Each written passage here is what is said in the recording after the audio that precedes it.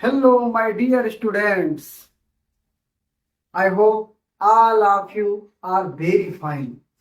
My dear students, we are going to learn interrogative negative sentences of the present indefinite tense. Dear students, watch the video till the end and make your understanding the best.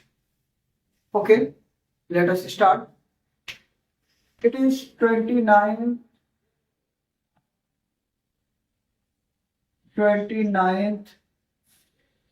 6 2026 today. The interrogative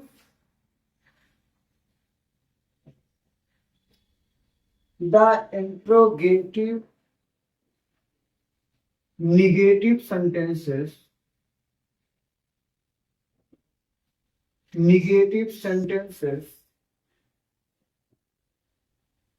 of the present indefinite tense.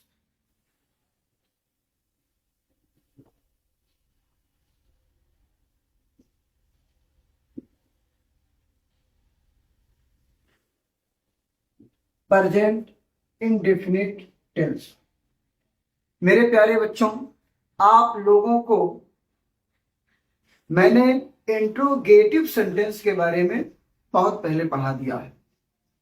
आज मैं आप लोगों को पढ़ाने जा रहा हूं कि सेंटेंस इंट्रोगेटिव होने के साथ साथ निगेटिव भी हो तो उसका क्या स्ट्रक्चर होता है, हिंदी से इंग्लिश में उसका ट्रांसलेशन किस तरह से किया जा सकता है। चलिए ध्यान से देखते रहिए और बहुत ही जल्दी हम इसको समझ भी लेंगे। देखिए, जैसे मान लीजिए कि कोई सेंटेंस है, और उसमें कहा जा रहा है क्या मीरा एक गीत नहीं गाती है।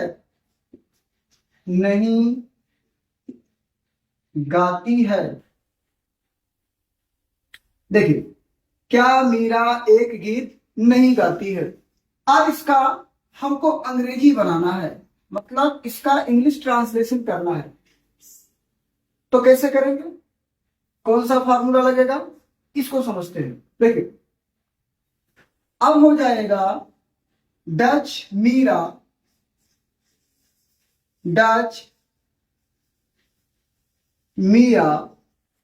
नॉट सिंग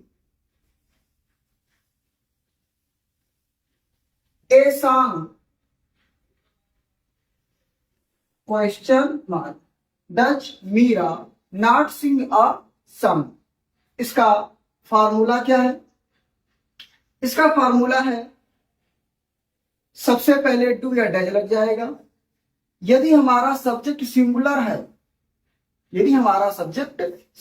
होता है तो हम हेल्पिंग वर्ब डज लगाते हैं। जैसे यहां मीरा सिंगुलर है तो यहां हेल्पिंग वर्ब डज। अब चूंकि सेंटेंस हमारा क्या से प्रारंभ हुआ है, अर्थात यह yes or no type interrogative sentence type का इंट्रोगेटिव सेंटेंस है, तो यह क्या से प्रारंभ हुआ है और इसलिए इसमें क्या का अंग्रेजी वर्ड नहीं लिखने के बजाय हमने हेल्पिंग वर्ब डज पहले लगा दिया है। तो इसका फार्मूला क्या है, इसका स्ट्रक्चर क्या है, मैं इसके नीचे लिख दे रहा हूं। देखिए, इसका जो स्ट्रक्चर है वो ये है कि सबसे पहले हम लगाएंगे या तो डज या तो डू,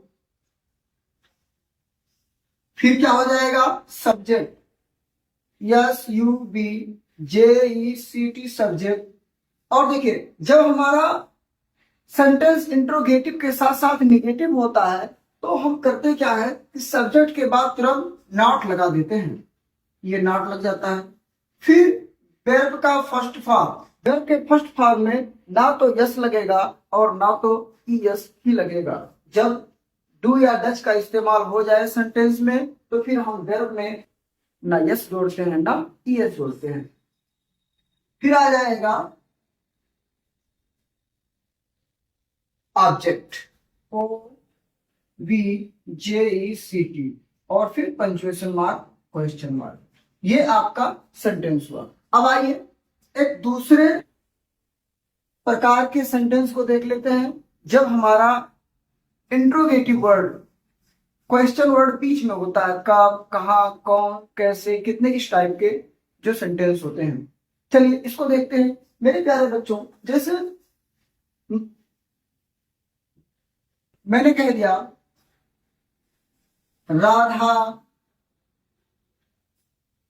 विद्यालय कब जाती है, राधा विद्यालय, राधा विद्यालय क्यों नहीं जाती है, क्यों नहीं जाती है। देखिए अब यहां इंट्रोगेटिव वर्ड क्यों बीच में आ गया है, तो अब इसकी अंग्रेजी हम सबसे पहले लिखेंगे। और नहीं है तो नॉट लगा देंगे, सब्जेक्ट के बाद नॉट लगाएंगे। सब्जेक्ट क्या है, राधा है। अब हमारा इसका जो इंग्लिश बनेगा, जो इंग्लिश ट्रांसलेशन बनेगा वो बनेगा वाई। अच्छा राधा एक वचन है, सब्जेक्ट इस बार फिर एक ही वचन है, तो हम क्या लगाएंगे, डज ही लगाएंगे। तो why does Radha, why does Radha, not लग जाएगा। वाई डज राधा नॉट जाती है तो गो लग जाएगा, not go to school, S C H double O N, school. इसका स्ट्रक्चर क्या बनेगा, ध्यान से देखेंगे तो समझ में आ जाएगी बातें। क्वेश्चन वर्ड, क्वेश्चन वर्ड, फिर उसके बाद में डू या डज, डू या डज। अब सब्जेक्ट आ जाएगा,